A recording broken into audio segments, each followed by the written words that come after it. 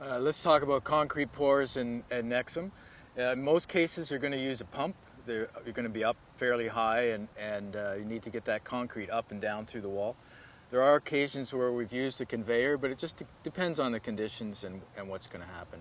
We like to see a fairly high slump with this concrete, so it's fairly wet, maybe a slump of 7. Typically, you work a slump of 5 inches with most concrete, but in this case, we're going fairly wet.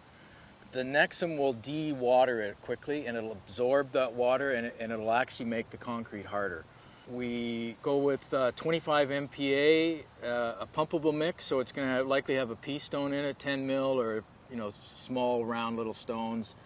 You can pour this in the wintertime, and the insulation that's in it will actually help it cure. It won't be a problem.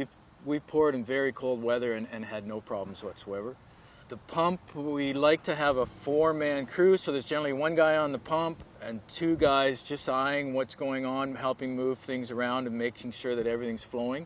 The pour flow is generally we'll go 3 feet high, and we'll go all around the building, and then we'll go up another 3 feet, and then we'll do the last touch.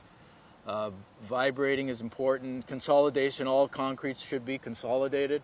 We use a 1-inch pencil vibrator and just run it down quickly.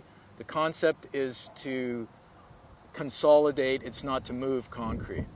It's a good idea to just be ready for any type of problem. So you've got somebody, one of the crew members is going to just be watching what's going on, making sure that the concrete's getting down to the bottom and it's flowing properly. At the same time, they'll have some plywood and some screws ready in case there is an issue and they need to scab something on and firm up some bracing or firm up some block. The nice thing about pouring this wet concrete into the Nexum is that it will flow really well. That's the idea, because you are creating a honeycomb. It needs to flow through the different cavities in the block.